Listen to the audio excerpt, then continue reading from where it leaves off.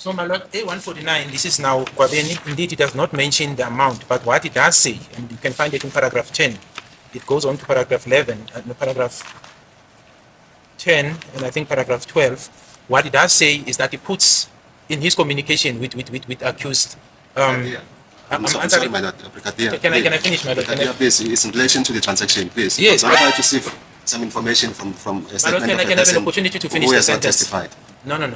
I was asked a question, my lord, and I was referred to a statement that the statement does not mention the money. Now, I'm putting what comes to the close. I don't know how to deal with this thing because then I can't just agree with something that is not in the statement.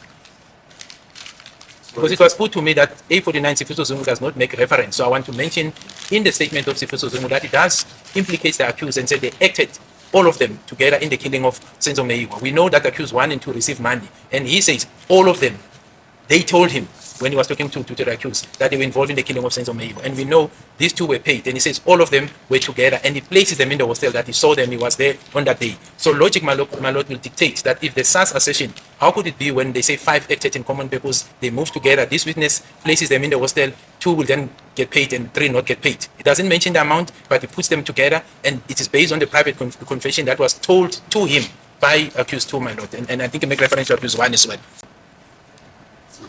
My lord, I've been alerted by my colleague Advocate Mnisi that he wants to say something.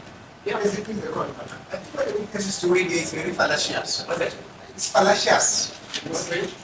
It's a fallacy. It's a fallacious. What the witness is doing here, it's a fallacy. Because, excuse me, my lord. I'm saying the witness, yes. The witness, what he's doing here, it's a fallacy. It's very fallacious. Because the question is very specific. It says, is there evidence from the statement of the people that you took and that they are now in Zungu's statement?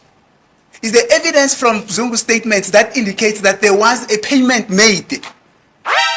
And then he goes all the way, he's just waddling whatever that he wants to do, and nobody says to him, no, but Mr. Kininda, can you please confine yourself to the specific question? We hear about monetary transaction, not whether or not these other accused are also involved.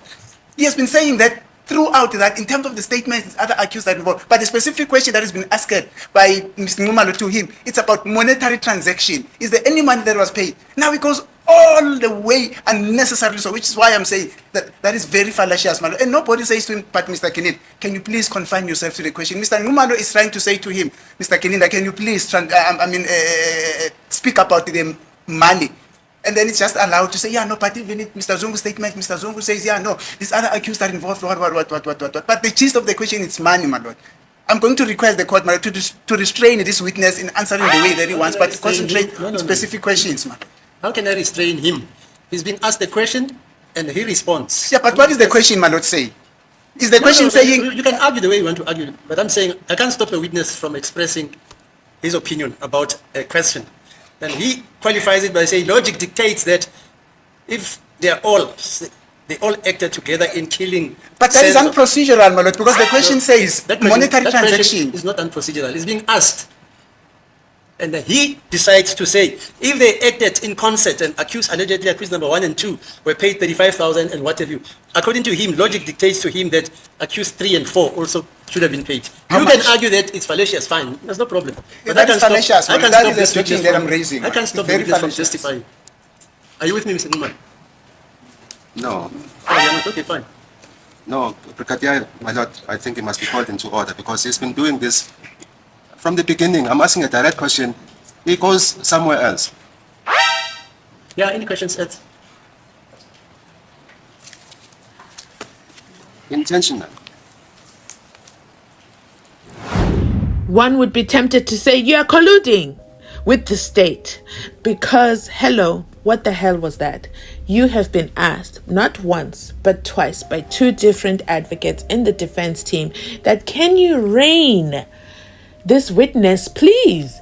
He is just being fallacious, okay? This is a fallacy. He is just talking, and he was asked a direct question Was accused number 4 paid? Okay, it is a monetary question, and if it was, we'll allow you to extend Kininda and tell us how much. Not him just going in any direction. It is in this moment that the presence of Ngomezulu is missed. The presence of Shalolo is missed, because the defense here, Mnisi did his best. Mnisi did his best. Ngumalo tried on his own, and then Mnisi came as the backup singer, and Mnisi tried. Okay, he tried. I cannot fault any of them for their attempts. They just have a sitting judge who just won't listen. Mnisi says, "Can you restrain this witness?" And the judge says, absolutely not. He can answer the question. You ask the question, answer the question. You must lie in it. So this was sad to watch. It was sad to watch, because you see the brilliance of Ngumalo. Kudos on Mnisi recognizing, hey, Ngumalo needs help here. We can't let this happen. That's a simple question, and it's a fair question. Let me stand up and help my brother out. Okay, I'm big brother here. Let me take one for the team. Because we know the judge is going to whip me. But you know what? I'm going to take one for the team. I'm going to take one for my brother. But the judge is not interested. He just totally dismisses them, both of them. He dismisses them, and he rolls out the red carpet for Brigadier Kininda. And you already know, once you roll out the red carpet for Kininda, it's over. It is game over. He is not just diverting. He is driving to another city altogether. Okay, he's taking that state patrol card, and he's loading the car, and he's putting his language in full tank. And he's going to give us a sermon. Embrace yourself. It's coming. I cannot believe it. But at the end of the sermon, the answer remains. Accused number 4 did not receive a payment. Okay? But let's listen to how Ngumalo tries to salvage the situation. Is there a passage in the statement of Sifiso Zungu which says that my client, Mr. Mapisa, received money? My Lord, I've answered this question, and you see the challenge, my Lord, because then it will be unfair to me when I'm asked a question, because I didn't introduce the part of Zungu, Sifiso Zungu, insofar as the money transaction. I only refer that the statements that I want to look at, and I've mentioned them. And then Advocate Ngumalo put it to me that he doesn't see any influence of the money. Yes. And then I asked, can I just finish, Advocate? And then I asked that I want to look at it so that we find each other. And I'm saying when I read this portion, because it's contained in the statement, and there is an assertion of common purpose between the accused, that if you look at this portion of what Zungu is saying, my Lord, you cannot ignore the fact that if there was a common purpose, others are being paid, logic dictates. This is what I've said, my Lord. But insofar as the transaction, I was very specific when the question was asked to me, is there a monetary transfer or electronic transfer between Ms. Kelly Khumalo to the accused? I've answered it specifically. Now we're going down to a statement where I'm expected to comment. How do I ignore this material fact, my Lord, when I know it has a meaning to me? Then I'll be misleading this court. So to say now I must not speak my mind because there's a suggestion that is a fallacy, I think that's uncalled for, my Lord. A question was put to me, and I'm looking at what is contained in the statement. My thinking and my thought is that we are here to assist the court, and I'm giving my testimony insofar as what I think with regard to the statement, with regard to the fact that the accused, it's alleged that they acted in common purpose. How could I not want to bring this, my Lord, to the attention of the court? Why must I withhold it? Because then I'm not doing justice. So I'm saying, my Lord, in essence, I can't be expected, in fairness and in the interest of justice, be expected to withhold evidence when I can then bring it to the attention of the court, because it relates to these accused and the monies. That's what I thought the question was about, my Lord.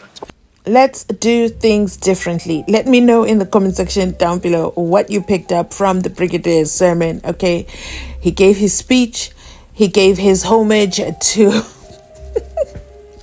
to my Lord. I'm here in the interest of justice. Like, why would I withhold something that would assist the court in the fulfillment of justice? Why would you bring the wrong accused to the court? Once you clear that up, then we might begin to talk a little bit more. Let me end this here, and then I will wait to hear from you in the comment section your thought. Thanks so much for watching. Remember to like, comment, and subscribe. I really appreciate it.